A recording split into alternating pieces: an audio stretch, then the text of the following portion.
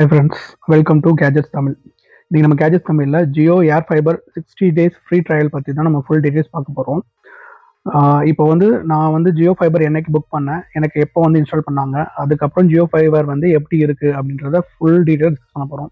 இது 60 days free plan சொல்கிறாங்க. உண்மையிலேயே 60 days இது ஃப்ரீயா அப்படின்றத நான் ஃபுல்லாக டீட்டெயிலாக சொல்ல போகிறேன். Jio Air Fiber 60 days free trial நான் செப்டம்பர் 9 4 PM புக் பண்ணியிருந்தேன். ஸோ எனக்கு இன்ஸ்டாலேஷன் எப்போ அலர்ட் ஆயிருந்ததா 12th September 11 to 12 installation alert ஆயிருந்தது. ஆனால் எனக்கு 12th அன்னைக்கு வரைக்குமே ஜியோ ஃபைபர் சைட்லேருந்து எந்த ஒரு காலோ இன்ஸ்டாலேஷன் பண்ண வரோன்ற மாதிரியான எந்த ஒரு மெசேஜுமே வரல. ஸோ அதுக்கப்புறம் நான் என்ன பண்ணேன் அப்படின்னா 22 செப்டம்பர் நான் பக்கத்தில் இருக்க ஜியோ ஸ்டோருக்கு போனேன். அங்கே போயிட்டு இந்த மாதிரி நான் இன்ஃபார்ம் பண்ணேன். ஸோ அவங்க அந்த ரெக்வஸ்ட்டை உடனே எடுத்துக்கிட்டு எனக்கு அடுத்த நாள் இன்ஸ்டால் பண்ணி கொடுத்தாங்க.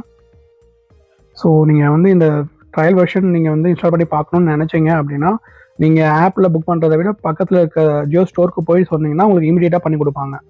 இல்லை ஆப்பில் ரெக்வஸ்ட் கொடுத்து அவங்க எப்போ வராங்களோ அப்படி பண்ணிக்கலாம் அப்படின்னு நீங்கள் நினச்சிங்க அப்படின்னா நீங்கள் ஆப்பில் ரெக்வஸ்ட் கொடுத்துட்டு வெயிட் பண்ணலாம். ஸோ நீங்கள் ஆப்பில் ரெக்வஸ்ட் கொடுத்ததுக்கப்புறம் அந்த ரெக்வஸ்ட் ஜியோ டீலர் எல்லாத்துக்குமே போகும். ஸோ உங்களுக்கு நிறைய பேர் கால் பண்ணுறதுக்கான சான்சஸ் அதிகம். ஸோ நீங்கள் இன்ஸ்டால் பண்ணிட்டீங்கன்னு சொல்கிற வரைக்கும் ஒவ்வொரு டீலரும் உங்களுக்கு கால் பண்ணிகிட்டே தான் இருப்பாங்க. ஸோ இதை நீங்கள் அவாய்ட் பண்ணணும்னு நினச்சிங்க அப்படின்னா நீங்கள் ஒரு ஜியோ ஸ்டோரை போய் காண்டாக்ட் பண்ணி இந்த ஆஃபர் எடுத்துக்கிட்டீங்க அப்படின்னா உங்களுக்கு பீஸ்ஃபுல்லாக இருக்கும். ஸோ இந்த ரெக்வஸ்ட் அந்த ஏரியாவில் இருக்க எல்லா டீலருக்குமே போகும். ஸோ இப்போ நீங்கள் சென்னையில் இருக்கீங்கன்னு வச்சுக்கோங்க, சென்னையில் இருக்க எல்லா டீலருக்குமே அது போகும். ஸோ நீங்கள் ரெக்வஸ்ட் கொடுத்தீங்க அப்படின்னா அதாவது கனெக்ஷன்ஸ் அவங்க கொடுக்குறதுல அவங்க வெயிட்டிங் லிஸ்ட் இருந்துச்சுன்னா உங்களுக்கு மேபி லேட்டாக கால் பண்ணுவாங்க. ஸோ அவங்களுக்கு கனெக்ஷன் கொடுக்க யாரும் நெக்ஸ்ட் இல்லை அப்படின்ற போது இருக்க எல்லாருமே உங்களை தான் காண்டாக்ட் பண்ணுவாங்க. ஸோ நீங்கள் யாராவது ஒருத்தரை டீலரை டேரெக்டாக போய் பார்த்து நீங்கள் பண்ணுறது உங்களுக்கு பெட்டராக இருக்கும். இப்போ இந்த ஜியோ ஏர் ஃபைபர் மேக்ஸில் உங்களுக்கு ஒரு ஆண்டனா கொடுப்பாங்க. அந்த ஆண்டனா டவரை ஃபேஸ் பண்ண மாதிரி இருக்கணும். ஸோ உங்கள் ஏரியாவில் எங்கே ஜியோ 5G டவர் இருக்கோ அதை ஃபேஸ் பண்ண மாதிரி தான் அந்த ஆண்டனா ஃபிக்ஸ் பண்ணுவாங்க. ஸோ உங்கள் ஏர் ஃபைபர் ஃபிக்ஸ் பண்ணணும் அப்படின்னாலே உங்கள் பக்கத்தில் ஜியோ டவர் இருக்கணும். அந்த ஜியோ டவர் உங்களோட ஹோம்லேயோ அப்பார்ட்மெண்ட்லேயோ இருந்து விசிபிளாக இருக்கணும். அப்போ தான் அவங்களால இதை கனெக்ஷன் கொடுக்க முடியும். அப்படி இல்லைன்னா அவங்க ஜியோ ஏர் ஃபைபர் மேக்ஸ் கொடுக்க மாட்டாங்க. ஜியோ ஏர் ஃபைபரில் இன்னொரு டைப் இருக்குது, அதுதான் கொடுப்பாங்க. அந்த சிம் டைப்பில் வரும். அந்த மாதிரி கொடுப்பாங்க. அந்த ஆண்டனா டைப் வராது. அந்த சிம் டைப் கொடுக்குறது இந்த ரவுட்டர் மாதிரியே இருக்கும் அந்த பாக்ஸு. அதில் சிம் இன்சர்ட் பண்ணியிருப்பாங்க. அதுலேருந்து உங்களுக்கு லேண்ட் கனெக்ஷன் உங்கள் ரவுட்டரில் கனெக்ட் ஆகும். ஸோ அந்த மாதிரி மாடல் தான் இன்ஸ்டால் பண்ணுவாங்க. நார்மலாக எப்படி உங்கள் ஃபோன் 5G நெட்வொர்க்கில் கனெக்ட் ஆகி ஒர்க் ஆகுதோ அந்த மாதிரி தான் அந்த சிஸ்டம் ஒர்க் ஆகும். பட் இந்த ஏர் ஃபைபர் மேக்ஸ் அப்படி கிடையாது. இந்த ஏர் ஃபைபர் மேக்ஸ் ஆண்டனா டேரெக்டாக உங்களுக்கு டவரோட இன்ட்ராக்ட் பண்ணும். So signal send and receive அது மூலமாக நடக்கும். அதுலேருந்து உங்களுக்கு லேண்ட் ரவுட்டரில் கனெக்ட் ஆகும். இதுதான் அது ரெண்டுக்கும் இருக்க டிஃப்ரென்ஸு. அந்த சிம் டைப் பாக்ஸில் என்ன ப்ராப்ளம் அப்படின்னீங்கன்னா உங்கள் ஃபோனுக்கு எந்த அளவுக்கு 5G சிக்னல் ரிசீவ் ஆகுதோ அந்த அளவுக்கு தான் இந்த ரூட்டர்லேயும் ரிசீவ் ஆகும். ஸோ அதனால் இப்போ நீங்கள் இந்த ஏர் ஃபைபர் மேக்ஸ் அப்படின்ற போது அது அவுட்டோரில் இருக்குது. அது மட்டும் இல்லாமல் அது உங்களுக்கு டவரை பார்த்து ஃபேஸ் பண்ணியிருக்கனால அது சிக்னல் நல்லாவே ரிசீவ் பண்ணி கொடுக்கும். அதோட இன்டர்ஃபரன்ஸ் ரொம்ப கம்மியாக இருக்கும். பட் இந்த ஜியோ பாக்ஸில் அந்த சிம் போடுற மாதிரி வருதுல்ல, அதில் என்ன பிரச்சனைனா நீங்கள் உங்கள் அப்பார்ட்மெண்ட்டில் வைக்கிறீங்க, ஒரு இடத்துல வைக்கிறீங்க அப்படின்னா அந்த இடத்துல எந்த அளவுக்கு சிக்னல் கிடைக்குதோ அது மட்டும்தான் உங்களுக்கு கிடைக்கும். ஸோ மேபி அதோட சிக்னல் இப்போ நீங்கள் நார்மலாக உங்களுக்கு ஃபோனில் ஒரு 200 Mbps ஸ்பீட் ரிசீவ் ஆகுதுன்னா அது மூலமாகவும் உங்களுக்கு ஒரு 200 ஸ்பீடு தான் ரிசீவ் ஆகும். இப்போ நான் உங்கள் வீடியோ காட்டுறது தான் அந்த ஆண்டனா. ஸோ அந்த ஆண்டனாவை நீங்கள் பார்த்தீங்கன்னா தெரியும். உங்களுக்கு இது ஒரு போலில் கட்டி அது கரெக்டாக டவர் ஃபேஸ் பண்ணுற மாதிரி செட் பண்ணுவாங்க. அந்த டவர் ஃபேஸ் பண்ணுற மாதிரி செட் பண்ணிவிட்டு அந்த சிக்னல் எந்த அளவுக்கு ரிசீவ் ஆகுது அப்படின்றத செக் பண்ணுவாங்க. அதே மாதிரி இந்த டவருக்கும் ஆண்டனாக்கும் இடையில எந்த ஒரு இன்டர்ஃபரன்ஸும் இல்லையா அப்படின்றத செக் பண்ணிவிட்டு சிக்னல் நல்லா இருக்கா அப்படின்னு செக் பண்ணிவிட்டு அதை அந்த இடத்துல ஃபிக்ஸ் பண்ணிடுவாங்க. இதுதான் ஜியோ ஏர் ஃபைபரோட ரவுட்டர். ஸோ இதில் சென்டரில் பார்த்தீங்கன்னா ஜியோ லோகோ இருக்கும். கீழே ஒரு இண்டிகேட்டர் லைட் இருக்குது. ஸோ பேக் சைடில் பார்க்கலாம். ஸோ பேக் சைடில் இந்த எல்லோ கலரில் இருக்க 4 லேண்ட் போட்டு, ப்ளூ கலரில் இருக்கிறது அந்த ஆண்டனாலேருந்து வரக்கூடிய லேண்ட் கேபிள் இதில் தான் இன்சர்ட் பண்ணணும். ஸோ இது வழியாக தான் ரவுட்டர் இன்டர்நெட்டை நமக்கு தரும்.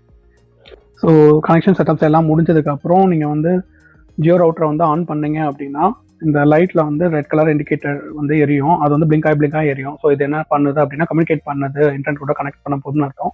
ஸோ அது கனெக்ட் ஆன பிறகு க்ரீன் கலர் லைட் உங்களுக்கு எரியும். ஸோ அது க்ரீன் கலர் லைட் எரிஞ்சிச்சு அப்படின்னா நீங்கள் இன்டர்நெட்டில் கனெக்ட் ஆகிட்டீங்க அப்படின்றது அர்த்தம். இந்த ரவுட்டர் வந்து Wi-Fi 6 வந்து சப்போர்ட் பண்ணுது. ஸோ இதுக்கு முன்னாடி நீங்கள் 2.4 ஹெர்ட்ஸ் அண்ட் 5 ஹெர்ட்ஸில் உள்ள Wi-Fi யூஸ் பண்ணிட்டு இருந்திருப்பீங்க. ஸோ இது வந்து Wi-Fi 6 வந்து சப்போர்ட் பண்ணுது. ஸோ உங்கள் கிட்ட Wi-Fi 6 இருந்துச்சு அப்படின்னா இந்த ரவுட்டர் வரல Wi-Fi 6 சிக்னல் மூலமாக நீங்கள் கனெக்ட் பண்ணிக்கலாம். அப்படி இல்லாட்டினாலுமே 2.4 அண்ட் 5 ஹெர்ட்ஸ் வந்து இது ப்ராட்காஸ்ட் பண்ணும். ஸோ உங்கள் பழைய டிவைசஸையும் நீங்கள் இதில் வந்து கனெக்ட் பண்ணிக்கலாம். இந்த ஜியோ ஏர் ஃபைபர் மேக்ஸோட நமக்கு இந்த ஃப்ரீ ட்ரையலில் வந்து 30 Mbps கனெக்ஷன் கொடுக்குறாங்க. ஸோ இந்த 30 Mbps கனெக்ஷன் வந்து அப்லோட் அண்ட் டவுன்லோட் ஸ்பீட் ரெண்டுமே 30 Mbpsல வருது. நான் உங்களுக்கு வந்து ஸ்பீட் செக் பண்ணி காட்டுறேன். இப்போ நான் ஸ்பீட் செக் வந்து கிளிக் பண்ணுறேன். ஸோ நான் கிளிக் பண்ணி ஸ்பீட் செக் பண்ணுறதுக்கு முன்னாடியே பார்த்தீங்கன்னா உங்கள் கனெக்ஷன் வந்து அன்ஸ்டேபிள்ன்ற மெசேஜ் காட்டுது. ஸோ ஏர் ஃபைபர்ன்றது வந்து எப்பயுமே வந்து அன்ஸ்டேபிளாக தான் இருக்கும். ஸோ நீங்கள் செக் பண்ணும்போது அது காட்டுது. ஸோ ஸ்பீட் செக் பண்ணும்போது வந்து ஸ்பீடு வந்து கிட்டத்தட்ட 30 Mbps அப்படின்னா உங்களுக்கு ஒரு 25 to 30 வந்து கிடைக்கும். அந்த மாதிரி கிடைக்கும். ஆனால் கனெக்ஷன் வந்து ஸ்டேபிளாக இருக்காது. இந்த ரேஞ்சில் உங்களுக்கு ஸ்பீட் கிடைக்கும், ஆனால் ட்ராப்ஸ் வந்து இருக்க தான் செய்யும். இப்போ நமக்கு ரிசல்ட் பார்த்தீங்க அப்படின்னா டவுன்லோட் ஸ்பீட் வந்து 25 Mbps கிடைச்சிருக்கு. அந்த அப்லோட் ஸ்பீட் பார்த்தீங்கன்னா ஒரு 35 Mbps கிடைச்சிருக்கு. ஸோ இது வந்து வேரியேஷன் ஆகும். சில சமயம் 30 கீழே கூட வரும், சில சமயம் 35க்கு மேலே கூட போகும். ஸோ கான்ஸ்டண்ட்டாக உங்களுக்கு வந்து 30 Mbps கிட்ட வந்துக்கிட்டே தான் இருக்கும், ஆனால் ஸ்டேபிளாக இருக்காது. இந்த ஜியோ ஃபைபர் கனெக்ஷனோட 4K set top box, Jio 4K set top box வந்து ஃப்ரீயாக வருது. அதில் வந்துட்டு ஒரு தமிழ் சேனல்ஸ் எல்லாமே கிடைக்குது. பட் இந்த ஜியோ செட்டாப் பாக்ஸை பற்றினா நான் செப்பரேட் வீடியோ நான் போடுறேன். அதனால் அதை பற்றின டீட்டெயில்ஸ் வந்து நான் இதில் ஃபுல்லாக சொல்லலை. உங்களுக்கு வந்து செப்பரேட் வீடியோ நான் அதில் போடுறேன். ஸோ அதை பற்றி தெரிஞ்சுக்கணுன்னா அடுத்து வரக்கூடிய வீடியோஸை வந்து பார்த்துக்கோங்க, சேனல் சப்ஸ்கிரைப் பண்ணிக்கோங்க. ஸ்பீட் டெஸ்ட் ரிசல்ட்ஸ் வந்து உங்கள்கிட்ட காட்டிட்டேன். இப்போ இந்த கனெக்ஷன்ஸ் யார் எடுக்கலாம், யாருக்கு வந்து இது சூட்டபிளாக இருக்குன்னு பார்க்கலாம். ஸோ உங்கள் ஏரியாவில் ஃபைபர் கனெக்ஷன் இருந்துச்சுன்னா என்னோட ரெக்கமெண்டேஷன் வந்து ஃபைபர் கனெக்ஷன் மட்டும்தான். நீங்கள் வந்து ஏர் ஃபைபர் பக்கம் போகவே போகாதீங்க. இல்லை எங்கள் ஏரியாவில் வந்து எந்த ஃபைபருமே கிடையாது அப்படின்ற பட்சத்தில் எனக்கு இன்டர்நெட் தேவை இருக்குது அப்படின்னா நீங்கள் ஏர் ஃபைபர் போகலாம்.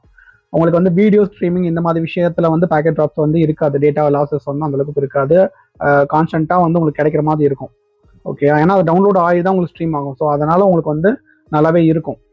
பட் நீங்கள் வந்து என்ன சொல்கிறது, மீட்டிங் அந்த மாதிரி டைரக்ட் ஸ்ட்ரீமிங்கு, லைவ் இந்த மாதிரி விஷயங்கள் போகிறீங்க அப்படின்னா உங்களுக்கு வந்து அந்த ட்ராப்ஸ் வந்து இருக்க தான் செய்யும். ஸ்பீட் வந்து வேரியேஷன் உங்களுக்கு கண்டிப்பாக தெரியும். ஃபைபரில் இருக்கிற மாதிரி வந்து ஏர் ஃபைபரில் இருக்காது. ஸோ இன்டர்நெட்டே இல்லைன்ற போது நீங்கள் வந்து ஏர் ஃபைபர் பக்கம் போகலாம். மற்றவங்க வந்து ஃபைபர் சூஸ் பண்ணுறது தான் பெஸ்ட். அண்டு இதை நம்ம யூஸ் பண்ணுறதுக்கு முன்னாடி இந்த வீடியோ முன்னாடி நான் சொல்லியிருந்தேன், இதை வந்து ஃப்ரீ ட்ரையல் கொடுக்குறாங்க அப்படின்ட்டு. இது உண்மையிலே ஃப்ரீயா அப்படின்னு நான் கேட்டிருந்தேன். ஆக்சுவலி என்கிட்ட வந்து 600 rupees வந்து இதுக்காக வாங்கினாங்க. இது வந்து installation charge, one time deposit அந்த மாதிரி சொல்கிறாங்க. ஸோ இது ரீஃபண்டபிள் அப்படின்னு சொல்கிறாங்க, அந்த 600 rupees. ஸோ எப்படி ரீஃபண்டபிள் அப்படின்னு கேட்டால், இப்போ நீங்கள் அந்த கனெக்ஷனை வந்து திருப்பி யூஸ் பண்ணுறீங்க அப்படின்னா அதில் வந்து 100 வவுச்சர் வந்து ஒவ்வொரு மந்த்தும் வந்து கழிச்சு வாங்கலாம். ஸோ அப்படி வந்து 6 months வந்து உங்கள் காசு வந்து உங்களுக்கு ரிட்டர்ன் ஆயிரும். அப்படி நீங்கள் வந்து இந்த கனெக்ஷனை வந்து யூஸே பண்ணலை, நான் வந்து இந்த கனெக்ஷன் எனக்கு வேணான்னு நீங்கள் சொல்கிறீங்க அப்படின்னா நீங்கள் எந்த மோட் ஆஃப் பேமெண்ட் நீங்கள் பண்ணியிருக்கீங்களோ அதே மோடில் வந்து அந்த காசு ரிட்டர்ன் ஆயிரும்னு சொல்கிறாங்க. பட் இது எந்த அளவுக்கு உண்மைன்றது எனக்கு தெரியலை. ஸோ நான் அந்த கனெக்ஷனை கேன்சல் பண்ணும் போது என்ன நடக்குது அப்படின்றது நான் ஒரு வீடியோ போடுறேன். ஸோ இந்த வீடியோ பிடிச்சிருக்குன்னு நினைக்கிறேன். பிடிச்சிருந்தா லைக் பண்ணுங்கள், ஷேர் பண்ணுங்கள், கமெண்ட் பண்ணுங்கள். தேங்க்யூ.